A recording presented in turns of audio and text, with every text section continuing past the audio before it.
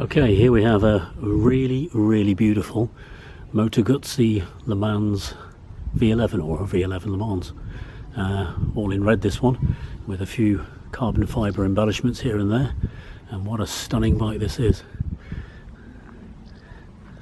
So 1100cc, obviously, fuel injected, 90 odd horsepower, somewhere around there. Now I've ridden this bike quite a bit, and I can say that the fairing makes it a really excellent motorway bike, surprisingly.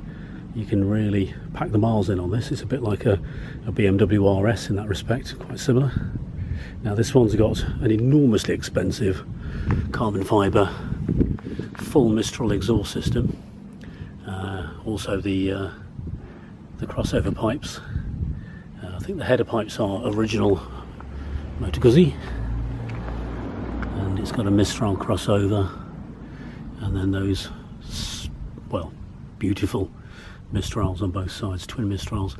I'll fire it up shortly and you can hear how good it sounds. It sounds literally like thunder. Incredible. This one's got the blacked engine, not the crinkly black finish like the earlier ones, which was a bit prone to looking terrible. This one's got the smooth, later black painted finish, which looks a lot better. And it sets the cylinder barrels off really well, and then with the black rocker covers, or perhaps dark grey. And you can see the condition this bike is in.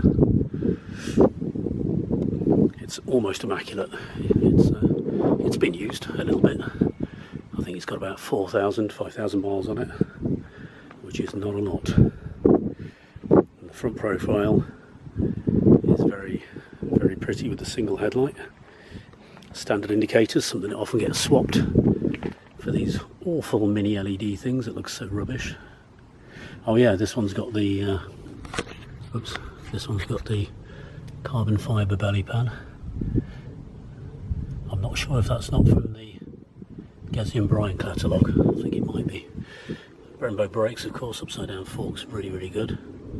Suspension's pretty good.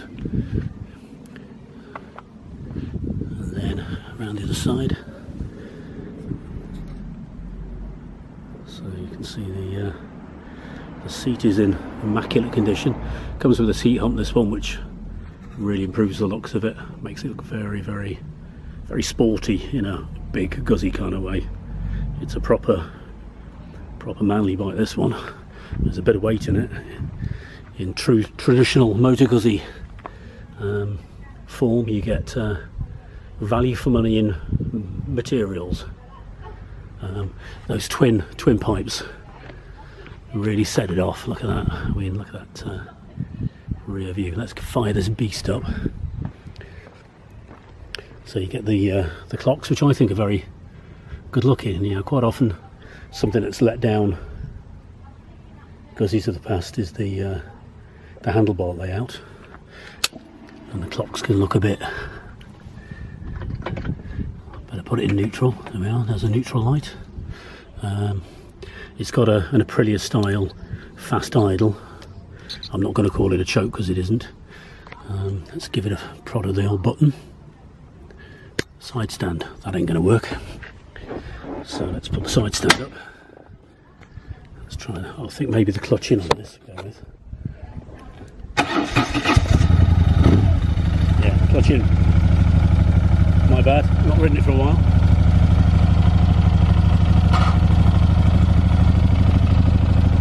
So you get the traditional few shakes. You can tell you've got a big engine under there. How good does that sound?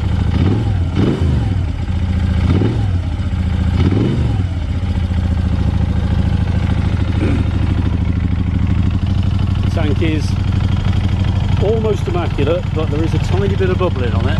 Unfortunately, being a plastic tank, suffered slightly with a few little bubbles here and there. Not that noticeable, they're quite low, but they are there. But the vast majority of the tank is, well, nearly pristine. Petrol cap, there's no furriness or anything going on there. Listen to that. That sounds like a proper probably get a carbon hugger for this if you really wanted to. These plates are in lovely condition with the eagle there. Let's give it another little bit of a rev and I'll put the camera down that end.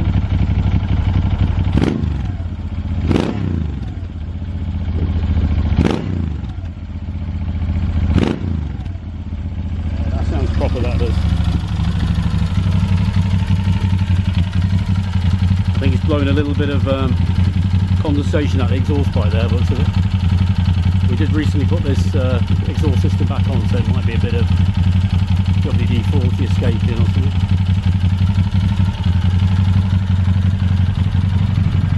But what a glorious bike that is. I've ridden it quite a bit. I've got a 1000S and it compares quite nicely to the 1000S, I have to say.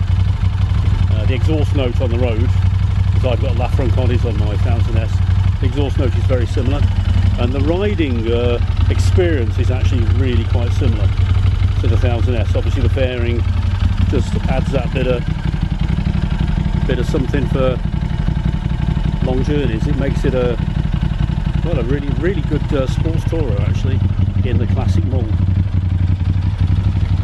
If you've never owned a Guzzi, you've never lived. It's a bit like what they say the car drivers in Alfa Romeo. I think Guzzi's kind of similar. They really are unique amongst the biking world. Nothing feels or goes like a Guzzi. Not the fastest bikes on the road, absolutely not.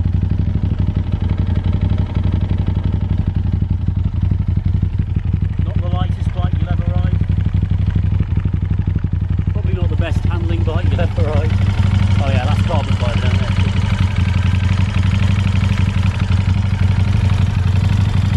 On paper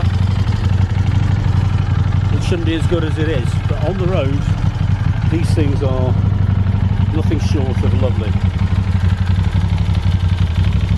Like I say, you can have 180 horsepower and pin-sharp handling, but on a cross-country gallop you'll struggle to beat something as nice as that. And look how good looking that is. That really is a stunning bike. Thanks for watching.